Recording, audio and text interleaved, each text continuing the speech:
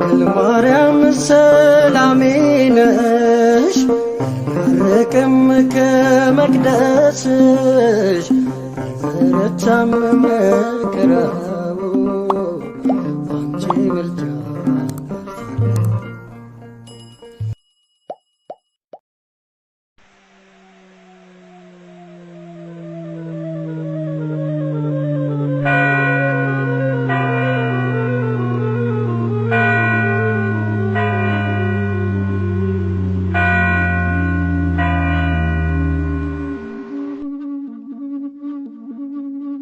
በስመ አብ ወወልድ ወመንፈስ ቅዱስ አሐዱ አምላክ አሜን።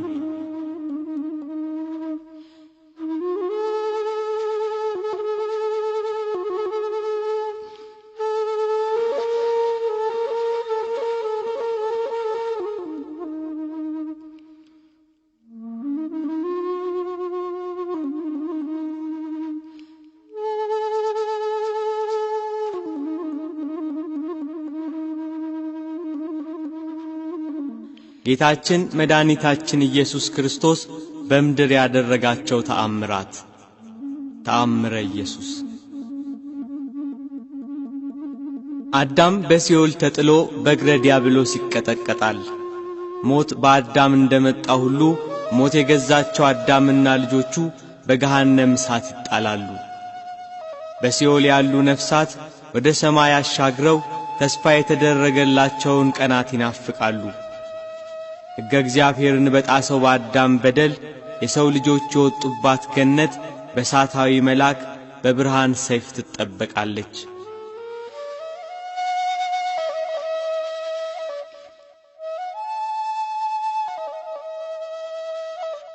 ብዙ ነቢያት እየተነሱ አለፉ፣ ግን አንዳቸውም አዳምና ልጆቹን ከሲኦል ባርነት ነፃ ሊያወጧቸው አልቻሉም።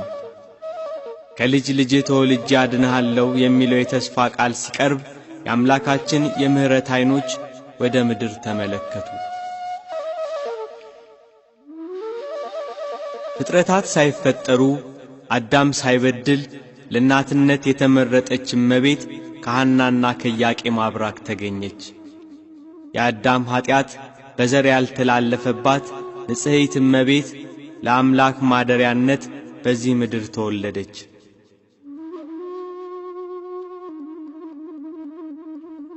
3 ዓመት በእናትና አባቷ ቤት 12 ዓመት በቤተ መቅደስ አደገች። መላእክት የዕለት ምግቧን እያመጡላት ከሰማይ ሰማያዊ ዝማሬ ከምድር የካህናቱን ምስጋና እያዳመጠች እናታችን ቅድስት ድንግል ማርያም አደገች።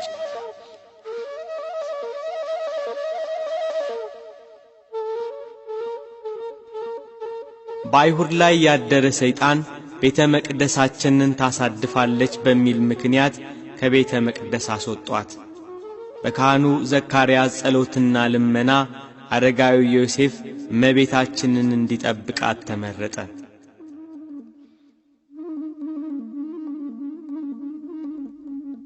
የመዳን ቀን ደረሰ። እግዚአብሔር ከላይ ከአርያም ሆኖ ምድርን ጎበኛት። የዘመኑ ፍጻሜ በደረሰ ጊዜ እግዚአብሔር ከሴት የተወለደውን ከሕግም በታች የተወለደውን ልጁን ላከ ብሎ ቅዱስ ጳውሎስ ለገላትያ ሰዎች እንደነገራቸው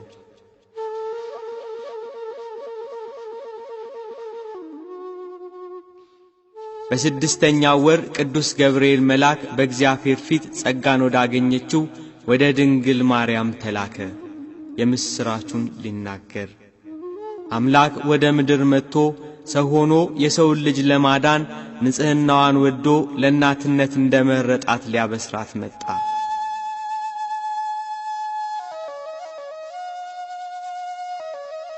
ጸጋን የተመላሽ ሆይ ደስ ይበልሽ አላት።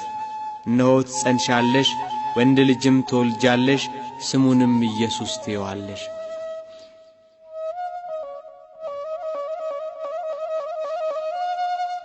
በክርስቶስ በቤተልሔም መወለድ የጥሉ ግድግዳ ፈረሰ።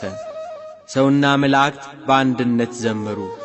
ስብሐት ለእግዚአብሔር በሰማያት ለእግዚአብሔር በሰማይ ምስጋና ይሁን፣ ወሰላም በምድር ስምረቱ ለሰብ ለሰውም በጎ ፈቃድ እያሉ ጌታችን መድኃኒታችን ኢየሱስ ክርስቶስ ከድንግል ማርያም በተወለደ ጊዜ በቤተልሔም ዘመሩ።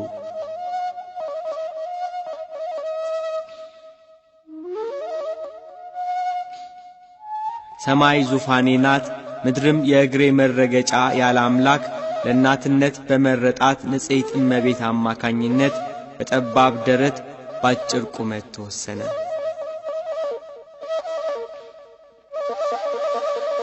በቤተልሔም በከብቶች በረት ተወለደ። በጨርቅ ተጠቀለለ፣ በበረት ተጣለ። ከብት ጠባቆች አዩት፣ መላእክት አመሰገኑት፣ ሰብአ ሰገል ሰገዱለት።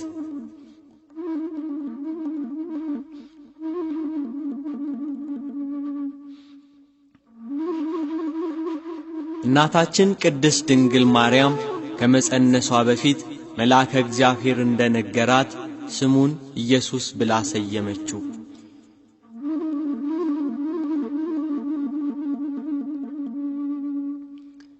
በጨለማ የሄደ ሕዝብ ታላቅ ብርሃንን አየ፣ በሞት ጥላ አገርም ለኖሩ ብርሃን ወጣላቸው።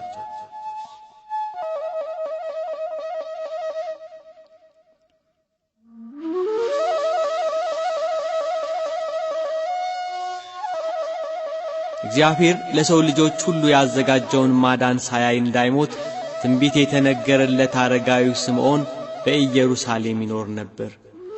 ስምዖን የእስራኤልን መጽናናት ይጠባበቅ ነበር። ጻድቅና ትጉህ፣ የእግዚአብሔርን መንፈስ በእርሱ ላይ ነበር።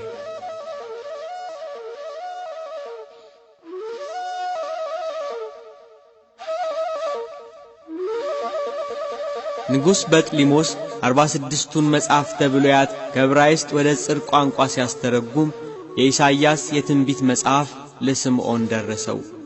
ስምዖን የኢሳይያስን የትንቢት መጽሐፍ እየተረጎመ ሳለ እነሆ ድንግል ትጸንሳለች ከሚለው ምዕራፍ ደረሰ። እንዴት ድንግል በድንግልና ትወልዳለች ብዬ ተረጉመዋለሁ? ይህንን የአሕዛብ ንጉሥ የእስራኤልስ መንግሥት ይቀበሉኛል ብሎ ፈርቶ ሴት ትጸንሳለች ብሎ ተረጎመው።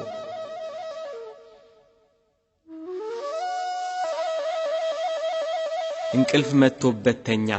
ቢነቃ ሴት የሚለው ተፍቆ ድንግል ተብሎ ተጽፎ አገኘው። ድንግል የሚለውን ፍቆ ሴት ብሎ ጻፈው። ዳግም እንቅልፍ መጥቶበት ተኛ።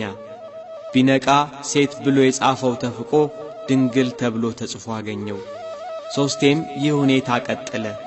በሦስተኛው ከእንቅልፉ ነቅቶ ፍቃለሁ ሲል እግዚአብሔር በተዋህዶ ያከበረው ወልድን ሳያይ እንዳይሞት መንፈስ ቅዱስ ተገልጾ ተናገረው።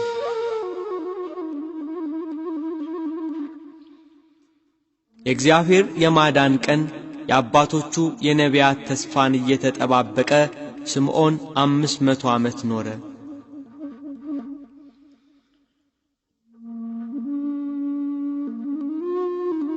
ከእመቤታችን ከቅድስት ድንግል ማርያም ሰው ሆኖ በሥጋ የተገለጸውን እግዚአብሔር ወልድን በኦሪት ሥርዓት መሠረት ወደ ኢየሩሳሌም ወሰዱት።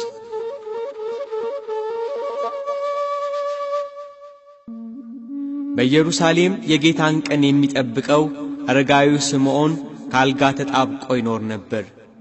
መንፈስ ቅዱስ አጽንቶና አነሳስቶ ወደ ምኵራብ ወሰደው።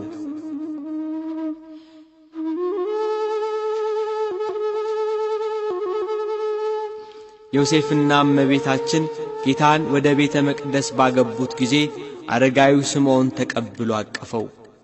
ጌታን በማቀፉ ታደሰ፣ ኃይልና ብርታት ሆነው። አንደበቱን ከፍቶ እያመሰገነ ተናገረ።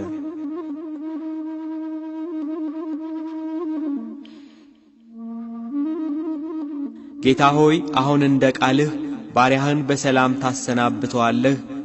ዓይኖቼ በሰው ሁሉ ፊት ያዘጋጀኸውን ማዳንህን አይተዋልና ይህም ለአሕዛብ ሁሉ የሚገልጥ ብርሃን ለሕዝብህ ለእስራኤልም ክብር ነው አለ። እናቱ ማርያምን ግን እንደ ጦር የሚከፍል ሐዘን በልብሽ ያድራል አላት። የልጇ የወዳጇ የመስቀል ሞት ለእናቱ ለድንግል ማርያም እንደ ጦር የምትሰማ ሐዘን ናትና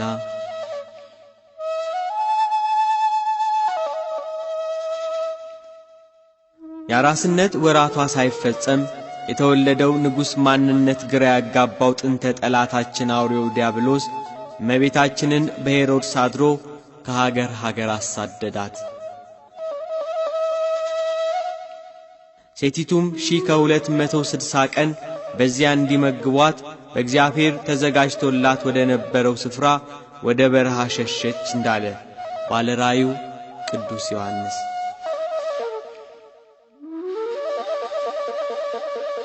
ከሄሮድስ ወታደሮች ሸሽታ ከሀገር ሀገር ተሰደደች። ልጇን እንዳይገሉት በቅፏ ከልላ 3 ዓመት ከ6 ወር ተሰደደች።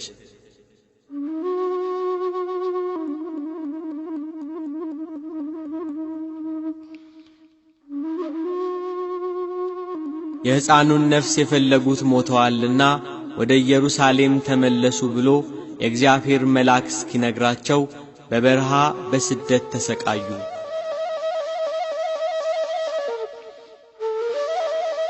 ሄሮድስ ከሞተ በኋላ ድንግል ማርያም ጌታችን ኢየሱስ ክርስቶስን አዝላ ወደ ኢየሩሳሌም ተመለሰች።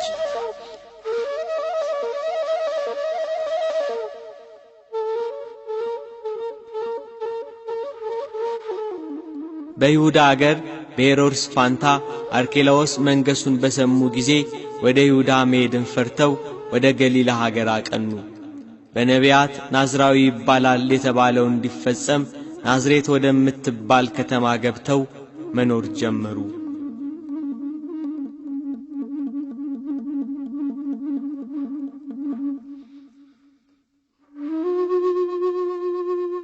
ጌታችን ኢየሱስ ክርስቶስ በሥጋ ተገልጿልና ጥቂት በጥቂት አደገ። ሕፃናትን የሚያሳድግ ጌታ እንደ ሕፃናት አደገ። እንደ እግዚአብሔር እየሠራ እንደ ሰው ተመላለሰ። ከኀጢአት በቀር ፍጹም ሰው ሆነ።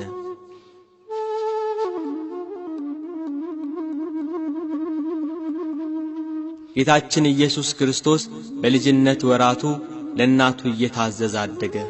ሕፃናት በሚያድጉበት ሥርዓት አደገ። በጥበብና በሞገስ አደገ። ሕፃናትን የሚያሳድግ እርሱ እንደ ሕፃናት ተመላለሰ። ጌታ በልጅነት ወራቱ እጅግ ብዙ ተአምራት ፈጽሟል። ኢየሱስ ያደረገው ብዙ ሌላ ነገር ደግሞ አለ። ሁሉ በእያንዳንዱ ቢጻፍ ለተጻፉት መጻሕፍት ዓለም ራሱ ባልበቃቸው ይመስለኛል እንዳለ ወንጌላዊው ቅዱስ ዮሐንስ።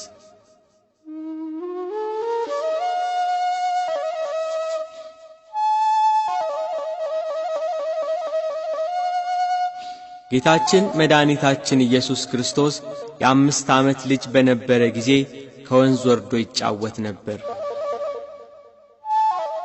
በልዩ ጥበብና ዕውቀት ውሃውን እያፈሰሰ አሸዋውን እያጣራ ደቃቁን አፈር በጉድጓድ ውስጥ እያስቀመጠ ይጫወታል። የላመውን ደቃቅ አፈር ጭቃ አድርጎ 12 የወፍ ቅርጽ ሠራ። ይህን እያደረገ የሚጫወትበት ቀን ዕለተ ሰንበት ነበር። አብረው የሚጫወቱ ሕፃናት አብረውት ነበሩ። አንድ አይሁዳዊ ጌታ የሚሠራውን አይቶ ወደ ዮሴፍ ሄዶ ሕፃኑ ኢየሱስ በሰንበት መደረግ የማይገባውን ጭቃ እያቦካ 12 የወፍ ምስል ሠራ ብሎ ጌታን ከሰሰው።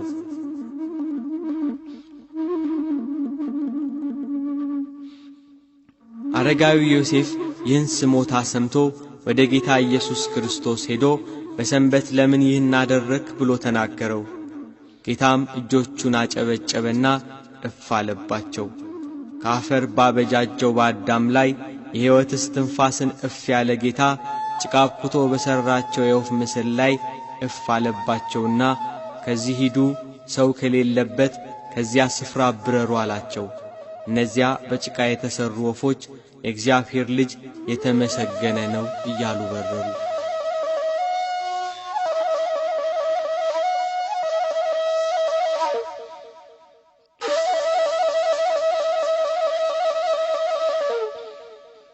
ከእርሱ ጋር የሚጫወቱ ሕፃናት እንደ እርሱ ጭቃ ለውሰው የወፍ ምስል ሠሩ። ከዚያ ከጠዋት እስከ ማታ ጉሮሮአቸው እስኪያብጥ በእነዚያ ከጭቃ በተሠሩ ወፎች ላይ እፍ አሉባቸው። አንዳቸውም አልበረሩም። እባክህ ፈጽሞ እንዲንቀሳቀሱ ማድረግ አልተቻለንምና ምን እናድርግባቸው? አንተ እፍ በልባቸው እያሉ ለመኑት።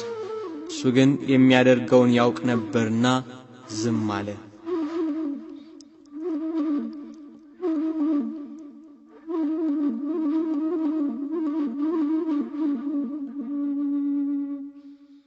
አንድ ሕፃን ግን ጭቃውን እፍ በማለቴ አዋፍ የሆኑ ዘንድ እባክህ ሥልጣን ስጠኝ እያለ አብዝቶ ለመነው። ሕፃኑ ኢየሱስም ሂድና የድንግል ማርያም ልጅ ተነስታችሁ ብረሩ ብሏቸዋል ብለህ እፍ በልባቸው አለው። እንደ ተባለው ብሎ እፍ አለባቸው፣ አዋፍ ሆነው በረሩ። ዳግም ግን ከጭቃ ለውሶ እፍ ቢልባቸው ሊበሩ አልቻሉም። ይህ ሕፃን ድጋሚ እንዳልበረሩለት ሲያውቅ ወደ ጌታ እያለቀሰ ተመለሰ። ነገር ግን እሱ ተሰውሮ ነበርና አላገኙትም። ለሕፃናቱ ወላጆች፣ ለአካባቢው ሰዎች ነገሩ አስደንጋጭና አስፈሪ ሆነባቸው።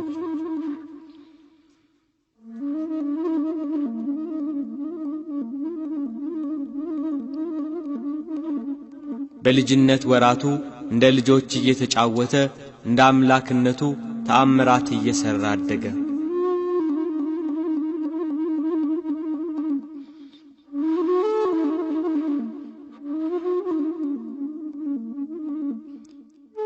በሌላ ጊዜ ጌታችን ኢየሱስ ክርስቶስ በሕፃንነት ወራቱ ከሕፃናቱ ጋር ሲጫወት አንድ ሕፃን ሲሮጥ የጌታን ልብ መታው። ጌታም ያንን ልጅ ሕይወትህ ተቋረጠች አለው። በዚያ ጊዜ ያ ልጅ ወደቀና ሞተ። በአካባቢው የነበሩ የሕፃኑን መሞት የተመለከቱ ሁሉ ደነገጡ። የሚናገረው ሁሉ የሚፈጸምለት ይሄ ሕፃን ልጅ ከማን ወገን ይሆን ብለው ተደነቁ።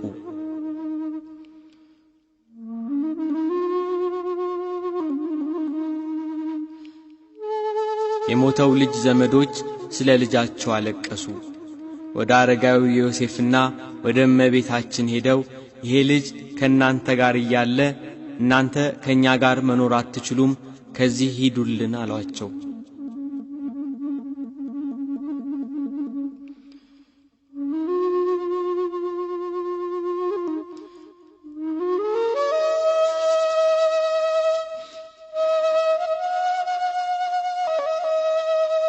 አንድ ጊዜ ጌታ በልጅነት ወራቱ እንደ ሕፃናት በሰገነት ሆኖ ከልጆች ጋር ይጫወታል። ሕፃናቱ ተሰባስበው እንዳሉ ከሕፃናቱ መሃል አንድ ሕፃን ከሰገነቱ ላይ ወደቀና ሞተ። የዚያ ሕፃን ልጅ ስም ዜኑ ይባላል። አብረውት የሚጫወቱ ሕፃናት የልጁን መውደቅ ሲመለከቱ ፈርተው ሸሹ። ጌታችን ኢየሱስ ክርስቶስ ግን በዚያ ሰገነት ላይ ብቻውን ቀረ።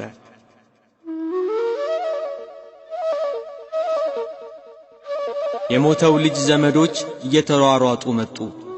ጌታንም አንተ ነህ ገፍተህ የጣልከው ብለው ያዙት። እርሱ ግን አልጣልኩትም እያለ ተናገራቸው። እጅግ ብዙ ዘበዘቡት፣ መረመሩት።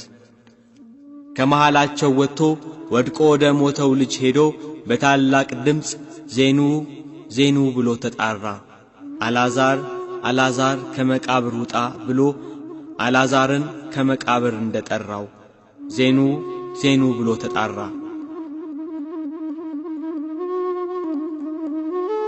የዚያ ሕፃን ዓይኖች ተገለጡ። ጌታም ያን ሕፃን ጠየቀው። ዜኑ እኔ ነኝ ከገደል የጣልኩህ አለው። ያም ሕፃን አይደለም አንተ አልጣልከኝም ብሎ በዘመዶቹ ፊት መሰከረ። ሕዝቡ እርሱ ብቻውን ታላላቅ ተአምራት ያደረገ ከልዑላን ይልቅ ልዑል ነው እግዚአብሔር እያሉ አመሰገኑ።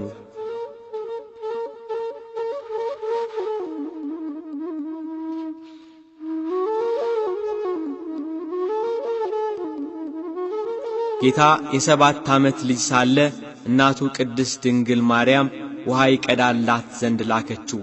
በጥበብና በሞገስ ለእናቱ እየታዘዘ አደገ እንዳለ መጽሐፍ። በመንገድ ላይ ውሃ የሚቀዳበት ገንቦ ተሰበረ። ልዑለ ባሕሪ ሁሉን የሚያደርግ ድንቅ አምላክ ነውና ውሃውን በለበሰው ልብስ ይዞ ወደ እናቱ ተመለሰ። እመቤታችን ቅድስት ድንግል ማርያም በነገሩ ፈጽማ ተደነቀች። የሚያደርገውን እየተመለከተች በልቧ ተጠብቀው ነበር እንዳለ ቅዱስ መጽሐፍ።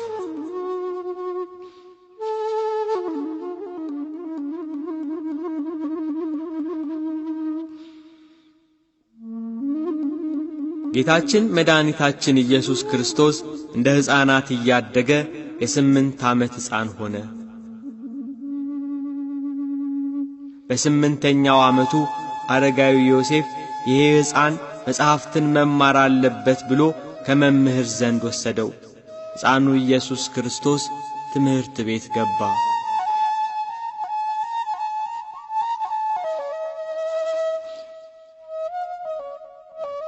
መምህሩ አልፋና ቤጣ በል ብሎ ጌታችንን አዘዘው። ጌታችን ኢየሱስ ክርስቶስ ግን እንደ ሕፃናቱ በል የተባለውን አልደገመም። አልፋ ማለት ትርጉሙ ምንድነው ንገረኝ ብሎ መምህሩን መልሶ ጠየቀው።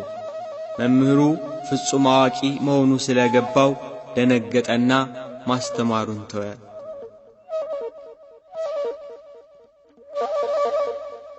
በሌላ ጊዜ መምህሩ ሲጽፍ ጌታችን ኢየሱስ ክርስቶስ ቀዩንና ጥቁሩን ቀለም ወስዶ ደባለቀበት። መምህሩ ይህን በተመለከተ ጊዜ ይሄ መበለት ልጅ ቀለሜን አበላሸብኝ ብሎ በጥፊ መታው። ጌታችን ግን ለምን ትመታኛለህ? ቀለሙን እንደነበረ መልሶአለሁ ብሎ ጥቁሩን ከቀይ ቀለም ለይቶ እነሆ ገንዘብህ ይኸው ውሰድ ብሎ ሰጠው። መምህሩ ሁኔታው አስደነገጠው፣ በነገሩ ተገረመ። በነፍስና በሥጋ በውስጥም በአፋ ድንግል ወደምትሆን ወደ ጌታችን እናት ወደ እመቤታችን ሄዶ ይሄ ልጅሽ ማን ነው? የሚሠራው ተአምርስ ምንድነው? ነቢዩ ኢሳይያስ ድንግል በድንግልና ትወልዳለች፣ ስሙን አማኑኤል ብላ ትጠራዋለች ብሎ ትንቢት የተነገረለት እሱ ነው እንዴ? ብሎ ግራ ተጋብቶ መልሶ አስረከባት።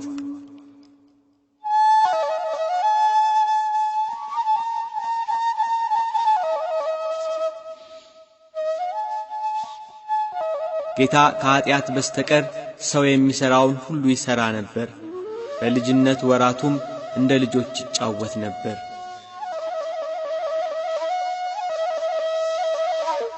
አንድ ቀን ከጓደኞቹ ሕፃናት ጋር ሲጫወት በቤቱ መስኮት የፀሐይ ብርሃን ገባ። አማኑኤል የተባለ ጌታችን ኢየሱስ ክርስቶስ በፀሐይ ጮራ ወይንም በፀሐይ እግር ላይ ወጥቶ ተቀመጠ። አብረውት ያሉ ሕፃናት ኢየሱስ በፀሐይ ጨረር ላይ እየተመላለሰ ሲጫወት ሲያዩ ሕፃናቱ እነርሱም እንደርሱ በፀሐይ እግር ላይ መቀመጥ ፈልገው ከቤቱ ጣራ ላይ ወጡ። በፀሐይ ጨረር ላይ ዘለን እንቆማለን እያሉ ቢዘሉ ወደ መሬት ወድቀው ሞቱ። አካባቢው በልቅሶ ታወከ። ልጆቻቸው የሞቱባቸው ዘመዶች እመቤታችንን ልጅሽ በምን ጥበብ ነው በፀሐይ ጮራ ላይ የተቀመጠ?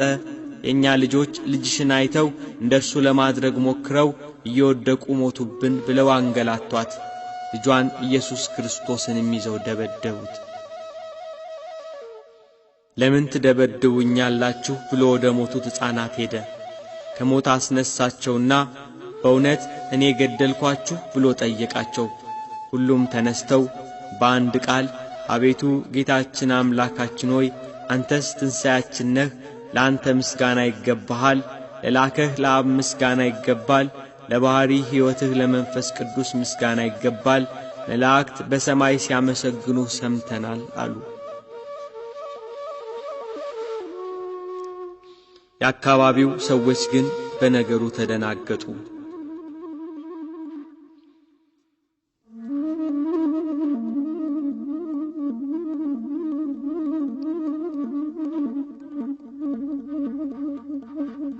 ጌታ የ12 ዓመት ልጅ ሲሆን እንደ ልማዳቸው የፋሲካን በዓል ሊያከብሩ አረጋዊው ዮሴፍና እናቱ ክብርት እመቤታችን ጌታን ይዘው ወደ ኢየሩሳሌም ወጡ።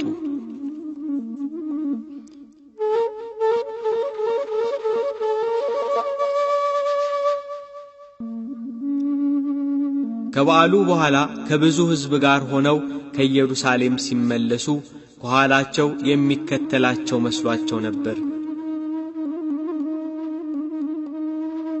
አገራቸው ሲደርሱ ከዘመዶቻቸውና አብረው ከተጓዙት ሰዎች መካከል ቢፈልጉት አጡት። እመቤታችን በልጇ በወዳጇ መጥፋት አዘነች።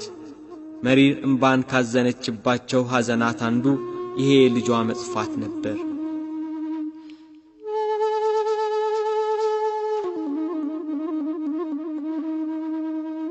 ከዮሴፍ ጋር ወደ ኢየሩሳሌም ተመልሰው ይፈልጉት ጀመር።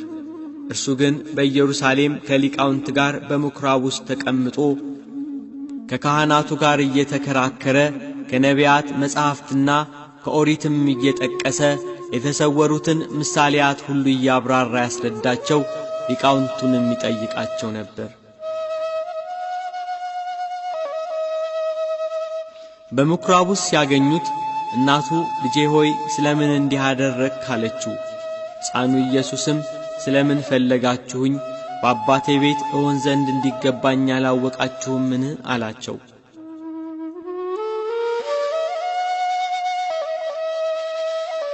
ጌታችን ኢየሱስ ክርስቶስ በጥበብና በቁመት በሞገስም አደገ። ኢየሱስ በዚህ መጽሐፍ ያልተጻፈ ሌላ ብዙ ምልክት በደቀ መዛሙርቱ ፊት አደረገ እንዳለ ቅዱስ ዮሐንስ ወንጌላዊ።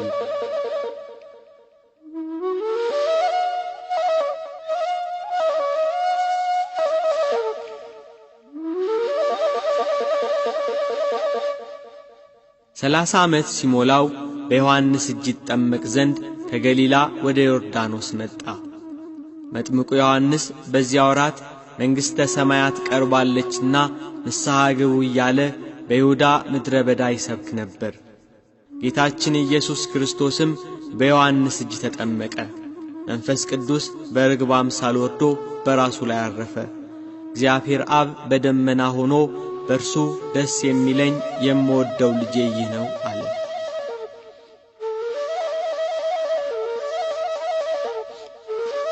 ከተጠመቀ በኋላ ወደ ገዳመ ቆሮንጦስ ገባ።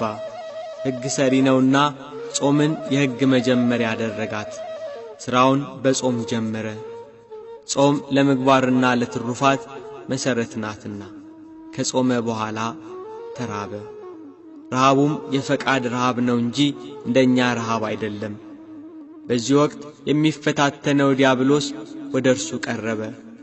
እግዚአብሔር አብ የምወደው ልጄ ይህ ነው ብሎ ሲመሰክር ሰምቶአልና የእግዚአብሔር ልጅ ከሆነ ብሎ እውነት የእግዚአብሔር ልጅ ከሆንክ እነዚህ ድንጋዮች እንጀራ እንዲሆኑ በል አለው። ጌታችን ኢየሱስ ክርስቶስም መልሶ ሰው በእግዚአብሔር አፍ በሚወጣው ቃል ሁሉ እንጂ በእንጀራ ብቻ አይኖርም ተብሎ ተጽፏል አለው። ይህንን የስስት ፈተና ድል ነሳው። በዚህ የተረታ ሰይጣን ወደ ቅድስት አገር ወደ ኢየሩሳሌም ወሰደው። እርሱ የሚወስደው ሆኖ አይደለም፣ ፈቃዱን አውቆ ሄደ እንጂ።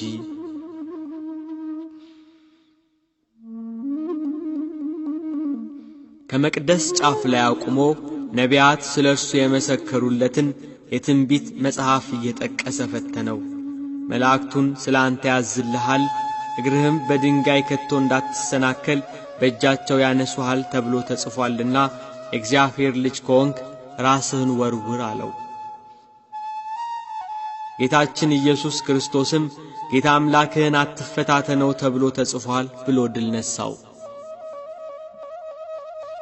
ይህን የትዕቢት ፈተና ድል ነሳው። ከዚህ በኋላ ወደ ረጅም ተራራ ወጣው።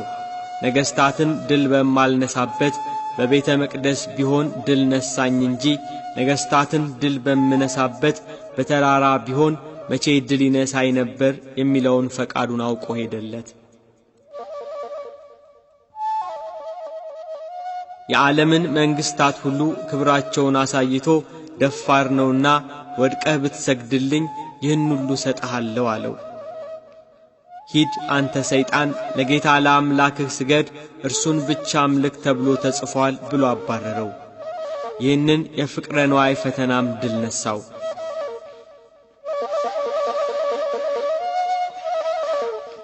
እናንተም እነዚህን 3 ታላላቅ ፈተናዎች ድል ንሷቸው ሲል ከኋላዬ ዞር በል ብሎ በኋላ ከሚነሱ ከምእመናን ሁሉ አባረረው። እንደ ጢስ ተኖ እንደ ትቢያ በኖ ጠፋ። ከዚህ በኋላ በአይሁድ ላይ አድሮ እስኪያሰቅለው እስከ ዕለተ ዓርብ ድረስ ተወው።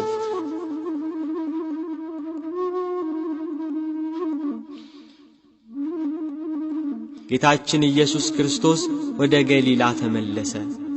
ወንጌልን ማስተማር ሲጀምር ዕድሜው 30 ዓመት ሆኖት ነበር። በምኵራብ እየገባ ያስተምር ነበር። ሁሉም ከትምህርቱ የተነሳ ይገረሙ ይደነቁ ነበር፣ ያመሰግኑትም ነበር። ቃሉን የሚሰሙት የሚከተሉት በረከቱ። ከሮማውያን ቀኝ ግዛት ነፃ ያወጣናል ብለው የጠበቁ፣ የእስራኤል ዘነፍስ መድኃኒትን የናፈቁ፣ በደዌ ሥጋ በደዌ ነፍስ የተያዙ፣ በበሽታ የሚማቅቁ፣ ተስፋ ያጠራቸው የምሥራቹን ለመስማት 5 ገበያ የሚሆን ሕዝብ ይከታተለዋል።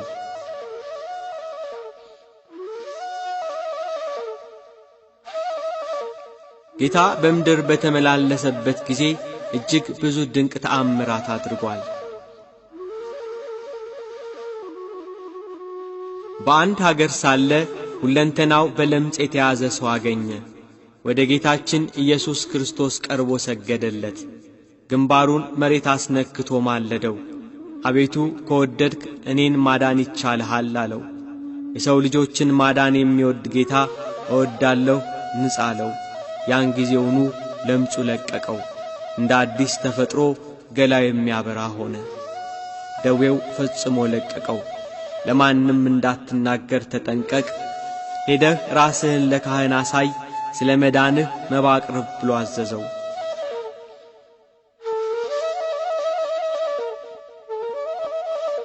የሚከተሉት በረከቱ። ብዙ ሕዝብም ሊሰሙትና ከደዌያቸው ሊፈወሱ ይሰባሰቡ ነበር።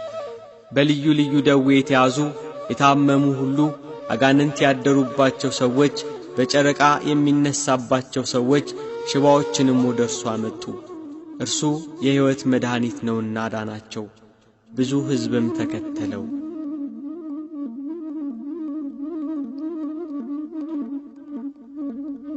በገሊላ ባህር ዳር በስተሰሜን ባለች ወደ ናሆም መንደር ወደ ቅፍርናሆም ገባ። ጌታችን ኢየሱስ ክርስቶስ እየተዘዋወረ ሲሰብክ መኖሪያው ቅፍርናሆም ነበር። ወደ ቅፍርናሆም ሲገባ ልጁ የታመመበት የጌታን ተአምራት የሰማ አንድ የመቶ አለቃ ወደ ጌታ ኢየሱስ ክርስቶስ እየገሰገሰ መጣ። ጌታን ባገኘው ጊዜ ብላቴናዬ ሽባ ሆኗል፣ እጅግ እየተሰቃየ በቤቴ ተኝቷል፣ አድንልኝ ብሎ ለመነው። እሺ መጥቼ ፈውሰዋለሁ አለ ጌታ። መቶ አለቃው ግን ጌታ ሆይ በቤቴ ጣሪያ በታች ልትገባ አይገባም፣ ቃል ብቻ ተናገር፣ በቃልህ ልጄ ይፈወሳል አለው። እኔ የምገዛቸው ባሪያዎች አሉኝ፣ ሂድ ብለው ይሄዳል፣ ሌላውን ና ብለው ይመጣል፣ ይህንንም አድርግ ብለው ያደርጋል አለ። ጌታችን ኢየሱስ ክርስቶስ በሰውየው ላይ ባየው 3 ነገር ተደሰተ፤ ሃይማኖት፣ ጥበብና ትሕትና። ጌታ በኢየሩሳሌም እንኳን እንዲህ አይነት ትልቅ እምነት አላገኘውም ብሎ ተናገረ።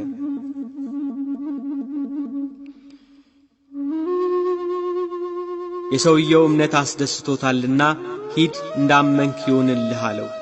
ያ የመቶ አለቃ ወደ ቤቱ ሲመለስ ልጁ ድኖ ወደ እርሱ ሲመጣ አገኘው። የዳነበትን ሰዓት ቢጠይቅ ጌታ ሂድ እንዳመንክ ይሁንልህ ብሎ የተናገረበት ሰዓት ነበር። እንደ እምነቱ ሆነለት።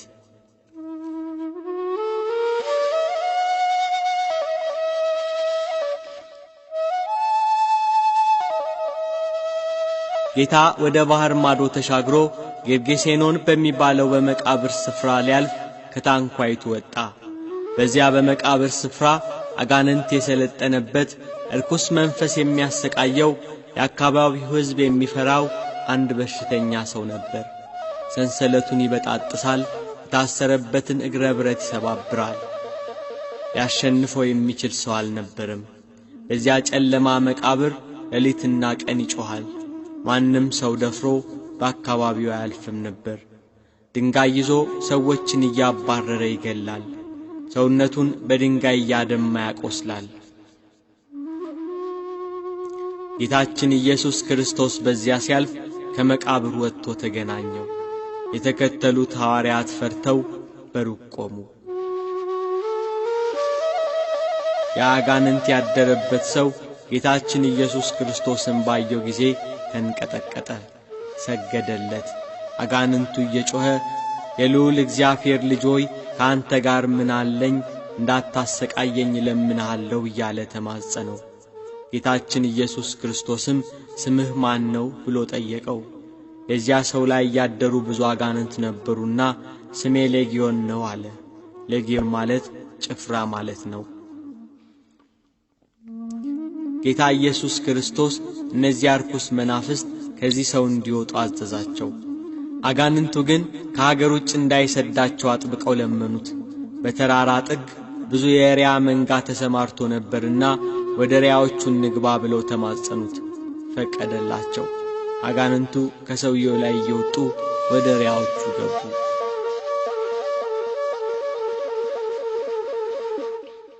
ያ ሰው ወደ ሰውነቱ ተመለሰ። አጋንንት አድረውበት ከሰው በታች አድርገውት በመቃብር ያኖሩት ነበር። ጌታችን ኢየሱስ ክርስቶስ አጋንንቱን አውጥቶለት ሕይወቱን ሰጠው። ጌታ ሆይ ከአንተ ጋር ልኑር ብሎ ለመነው። ወደ ቤትህ ተመለስ፣ እግዚአብሔር እንዴት ያለ ታላቅ ነገር እንዳደረገልህ ንገር ብሎ አሰናበተው። ጌታችን ኢየሱስ ክርስቶስ ታላቅ ነገርን እንዳደረገለት በከተማው ሁሉ እየሰበከ ሄደ።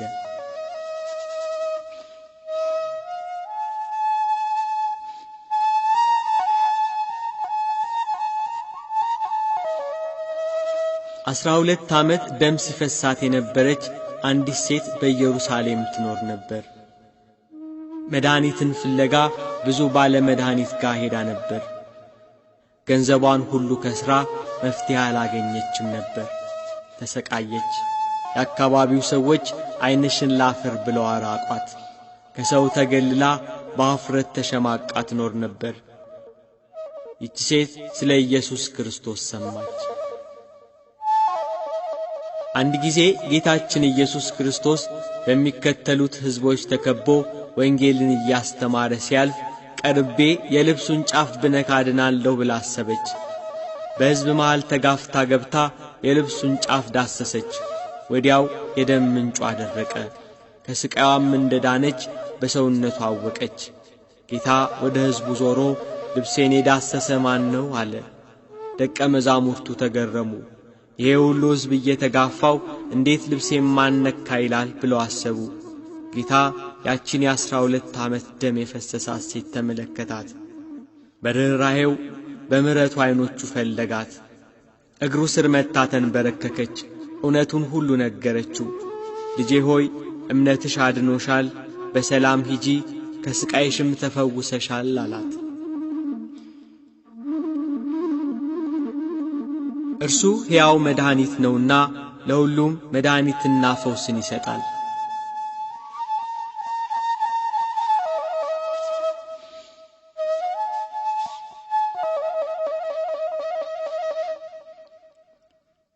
ኢያኢሮስ የተባለ የምኵራብ አለቃ የ12 ዓመት ልጁ ሞተችበት። ወደ ጌታችን ኢየሱስ ክርስቶስ ዘንድ ሄዶ ልጄ ሞተች፣ እባክህ እጅህን ጫንባትና በሕይወት ትኑር ብሎ ተማጸነው። በዚህ ወቅት ጎረቤቶቹ መጥተው ልጅህ ሞታለችና ከእንግዲህ መምህሩን አታድክመው፣ አያስፈልግህም አሉት። እርሱ ግን አልተቀበላቸውም። እንዴት ልጄ ትሞታለች እያለ በኢየሱስ ክርስቶስ ፊት አለቀሰ። ጌታችን ኢየሱስ ክርስቶስ ግን እመን ብቻ እንጂ አትፍራ አለው። ጴጥሮስን ያዕቆብንና የያዕቆብን ወንድም ዮሐንስን ብቻ አስከትሎ ወደ ምኵራብ አለቃው ቤት ሄደ። በምኵራብ አለቃው ቤት በልጅቷ መሞት ጎረቤትና ዘመዶቿ ያለቅሳሉ። ኢየሱስ ክርስቶስ ወደ ሞተችው ልጅ ቀርቦ እጇን ይዞ ጣቢታ ተነሽ አላት። ያቺ የሞተች ሕፃን ተነሳች። የምትበላውን ስጧት ብሎ አዘዘ። ይህንንም ነገር ማንም እንዳያውቅ አጥብቆ ተናገራቸው። የሞቱትን አስነሳ፣ የታመሙትን ፈወሰ፣ ለተራቡት የሕይወት እንጀራን መገባቸው።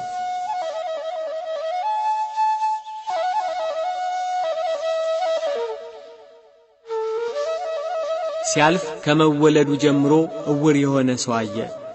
ዘወትር እጁን ዘርግቶ ሰዎች እንዲዘከሩት ይለምናል።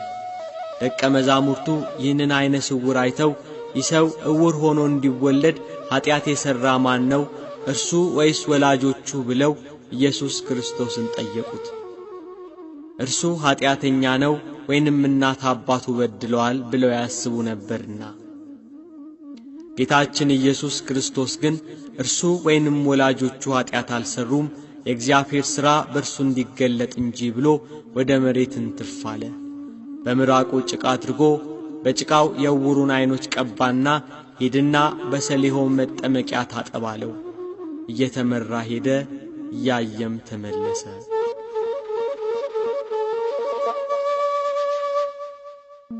ሁሉም ዓይኑ ታውሮ በመንገድ ዳር ተቀምጦ ሲለምን ያውቁት ነበር። ዓይኖቹ በርተውለት ቢያዩ እርሱ ነው አይደለም ብለው ተገረሙ። ሌሎች እርሱ ነው፣ ሌሎች ደግሞ አይደለም እርሱ አይደለም አሉ። እርሱ ግን እኔ ነኝ አለ። ታዲያ ዓይኖችህ እንዴት ተከፈቱ? እንዴትስ ማየት ቻልክ? አሉት።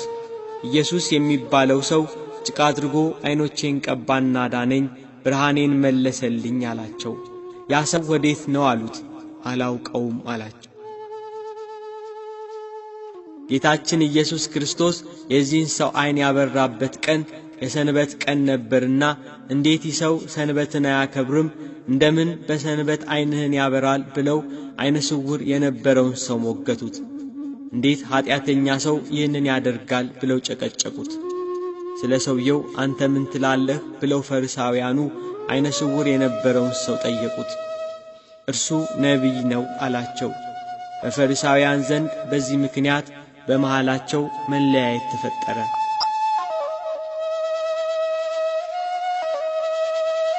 ዕውር የነበረውን ሰው ወላጆች ጠሩና ይሄ ዕውር ሆኖ የተወለደው ልጃችሁ ነው? ብለው ጠየቋቸው። አዎን አሉ እናትና አባቱ። ይሄ ልጃችን ነው፣ ዕውር ሆኖ እንደተወለደ እናውቃለን አሉ። ዓይኖቹን ማን እንደከፈተ ግን እኛ አናውቅም፣ እርሱ ሙሉ ሰው ነውና ራሱን ጠይቁት፣ ፈሪሳውያኑን ፈርተዋልና። ፈሪሳውያኑ ያንን ዓይነ ስውር የነበረ ሰው መልሰው ጠርተው እግዚአብሔርን አክብር፣ ይሄ ኢየሱስ የተባለው ሰው ኀጢአተኛ መሆኑን እኛ እናውቃለን አሉ። ፈሪሳውያኑ በሰንበት ዓይነ ስውር ለነበረ ሰው የዓይኑን ብርሃን ስለመለሰለት።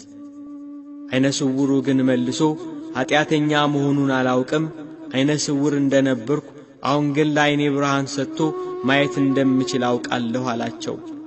እኛ ግን ከወዴት እንደሆነ አናውቅም፣ እኛ የሙሴ ደቀ መዛሙርት ነን አሉ። እርሱ የሙሴ ጌታ እንደሆነ አልገባቸውም።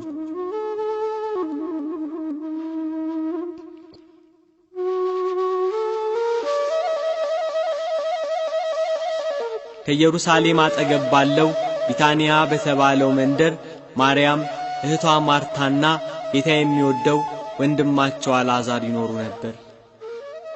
ጌታን በቤታቸው እየተቀበሉ ያስተናግዱት ነበር።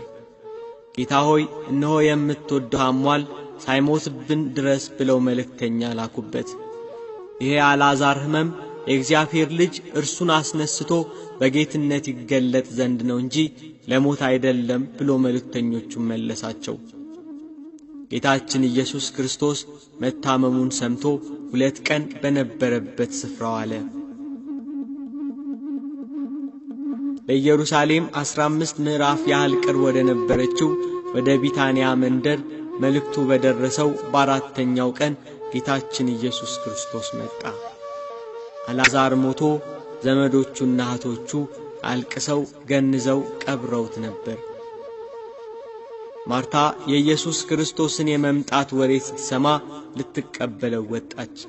ጌታ ሆይ አንተ በዚህ ኖረህ ቢሆን ወንድሜ ባልሞተ ነበር አለችው። ድውይ የሚፈውስ እንጂ ሙት የሚያስነሳ አልመሰላትም ነበር። አንቺ አላመንሽም እንጂ ወንድምሽ ይነሳል አላት ኢየሱስ ክርስቶስ። አውቃለሁ በዕለተ ምጽአት ሙታን በሚነሱበት ጊዜ እንዲነሳ አውቃለሁ አለችው። ጌታችን ኢየሱስ ክርስቶስም ትንሣኤና ሕይወት እኔ ነኝ፣ የሚያምንብኝ ቢሞት እንኳን ሕያው ይሆናል አላት። ያጽናኗቸው ከእነርሱ ጋር በቤት የነበሩ ወዳጅ ዘመዶቻቸው ለቀስተኛው ሁሉ ተሰባሰበ። ማርታ ማርያምን ጠራቻት። ኢየሱስ ክርስቶስን ስታይ እንደ እህቷ እንደ ማርታ ጌታ ሆይ አንተ በዚህ ኖረ ቢሆን ወንድሜ ባልሞተ ነበር አለችው። ኢየሱስ ክርስቶስም ማርያም ስታለቅስ ከእርሷ ጋር ያሉት አይሁድ ሁሉ ሲያለቅሱ አይቶ ስለ አልዓዛር አለቀሰ። በመንፈሱ አዘነ፣ በራሱም ታወከ፣ እንባውን አፈሰሰ። ወዴት አኖራችሁት አለ። ነገሩት። የሚከተሉትን አዘዛቸው። ድንጋዩን ከመቃብሩ ላይ አነሱት። የሞተው የአልዓዛር እህት ማርታ ጌታ ሆይ 4ኛ ቀን ሆኖታልና አሁን ይሸታል አለችው። ብታምኚ የእግዚአብሔርን ክብር እንድታይ አልነገርኩሽም አላት። ድንጋዩን አነሱት። አልዓዛር አልዓዛር ብሎ ተጣራ። በመቃብር ያሉ ድምፁን የሚሰሙበት ቀን ይመጣል ብሏልና። በመቃብር ያለው አልዓዛር የጌታን ድምፅ ሰማ። እጆቹና እግሮቹ በመግነዝ እንደተገነዙ ፊቱም በጨርቅ እንደተጠመጠመ ነበር። እንደተገነዘ ከመቃብር ወጣ። ደቀ መዛሙርቱን የመፍታትና የማሰር ሥልጣን እንደተሰጣቸው ሲያመለክት ፍቱትና ይሂድ ተዉት አላቸው። የሞትን ኃይል ሰብሮ የሞቱትን አስነሳ፣ የታመሙትን አዳናቸው፣ የዕውራንን ዓይን አበራ።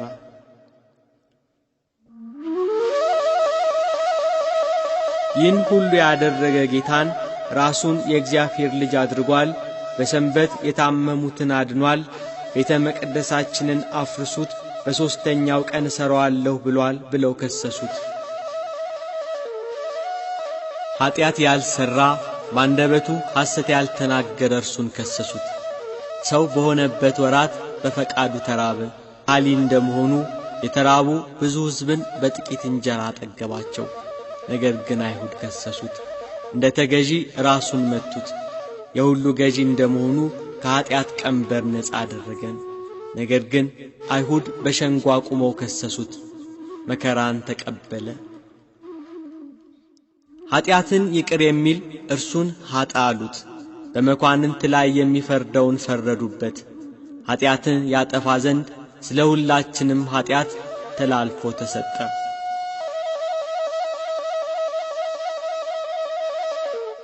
አቤቱ ጌታ ሆይ የአንተን ስም ሰምቶ ሞት ይደንግጥ፣ ቀላያትም ይሰንጠቁ፣ ጠላትም ይረገጥ። ጌታ ሆይ ሳትደክም ሁሉን ትሸከማለህ፣ ሳታጎድል ለሁሉ ትመግባለህ፣ ዝም ሳትል ለሁሉ ታስባለህ። ነገር ግን አይሁድ ይህንን ሰው ሞት ይገባዋል ብለው ፈረዱብህ። ሳትተኛ ሁሉን የምትጠብቅ፣ ሳትዘነጋ ሁሉን የምታስብ ሆይ አይሁድ በመስቀል ትሞት ዘንድ ፈረዱብህ። የጥበብ ነገር፣ የምክር ቃል፣ የረድኤት መዝገብ፣ የደስታ መኖሪያ ሆይ ስለ ሰው ልጆች ስትል ራስህን ቤዛ አደረግ። ቤተ ክርስቲያኑን በደሙ ነፃ ያወጣት ዘንድ ሕዝቡንም በመስቀሉ ያጸናቸው፣ መሠዊያውንም ይሠራ ዘንድ። ለሰቀሉት አደባባይ ነው። በደሙ የተጻፈ፣ በመስቀሉ የታተመ፣ በሞቱ የከበረ። አቤቱ አምላካችን ኢየሱስ ክርስቶስ ሆይ ቤተ ክርስቲያንህ ተማልዳሃለች፣ ትሰግድልህማለች፣ ሙሽራህም ታከብረሃለች፣ ሕዝብህም ይገዙልሃል፣ ራስህን ሰጥተሃቸዋልና።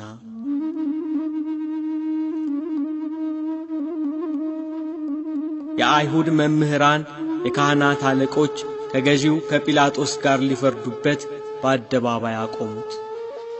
እንደ ሌባ የኋሊት አሰሩት፣ ሊፈርዱበት በአደባባይ አቆሙት።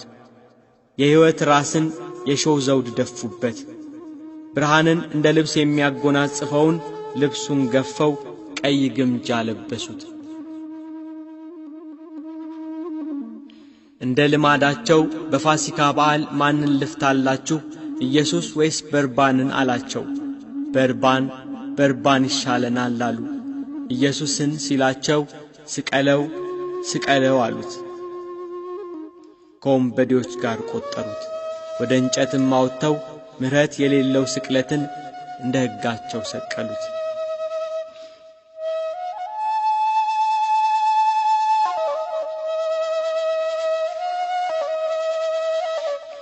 አዳምን የፈጠሩ እጆች በመስቀል ቀኖት ተቸነከሩ።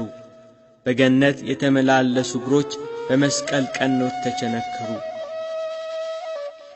በአዳም ፊት የሕይወት መንፈስን እፍ ያለ አፍ ከሐሞት ጋር የተቀላቀለ መጣጣና ከርቤን ጠጣ። ጎኑን በጦር ወጉት፣ ራሱን ዘንበል አደረገ። ተፈጸመ አለ። ነፍሱን ተወ። ፀሐይ ጨለመች፣ ጨረቃ ደም ሆነች። ከዋክብት ረገፉ፣ ምድር ተናወጠች። አለቶች ተሰነጣጠቁ፣ መቃብራት ተከፈቱ። ተኝተው ከነበሩት ከቅዱሳን ብዙ ሥጋዎች ተነሱ። በእውነት የእግዚአብሔር ልጅ ነበር ብለው ብዙዎች ፈሩ።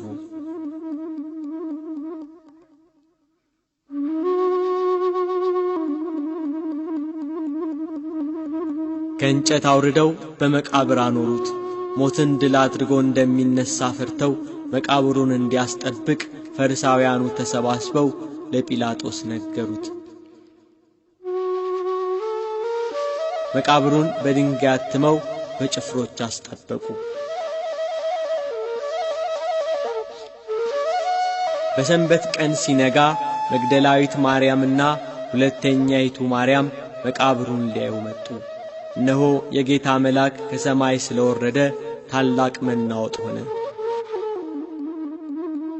መልአኩ መልኩ እንደ መብረቅ ልብሱም እንደ በረዶ ነጭ ነበር። ጠባቆችም እርሱን ከመፍራት የተነሳ ተናወጡ፣ እንደ ሞቱም ሆኑ። የእግዚአብሔር መልአክ ሴቶቹን አላቸው፣ አትፍሩ፣ የተሰቀለውን ኢየሱስን እንድትሹ አውቃለሁ። እንደ ተናገረ ተነስቷል፣ በዚህ የለም ብሎ የትንሣኤውን የምሥራች ነገራቸው።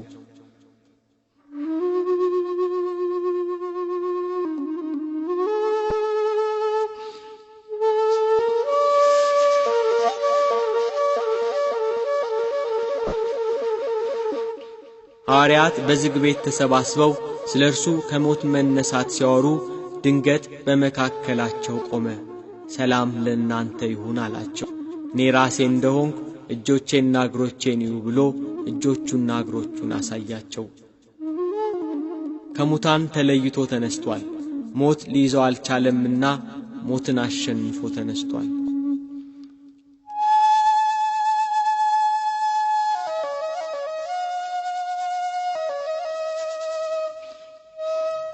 ከትንሣኤው በኋላ 40 ቀን አብሮአቸው እያስተማራቸው ቆየ። በ40ኛው ቀን በሙሴ ሕግና በነቢያት በመዝሙራት ስለ እርሱ የተጻፈውን መፈጸሙን ነገራቸው። መጻሕፍትን ያስተውሉ ዘንድ አእምሮአቸውን ከፈተላቸው።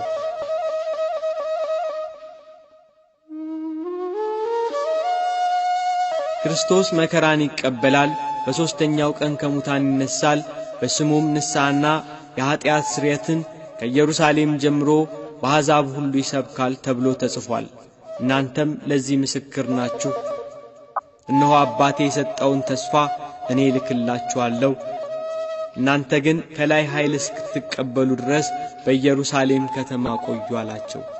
እስከ ቢታንያ ያወጣቸው፣ እጆቹንም አንስቶ ባረካቸው፣ ወደ ሰማይ አረገ።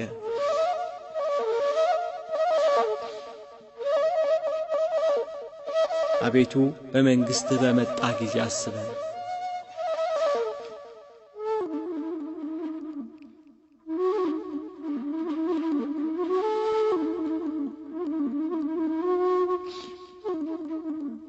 ምስጋና ይሁን ለአብ ለወልድ ለመንፈስ ቅዱስ ዛሬም ዘወትርም ለዘለዓለሙ አሜን።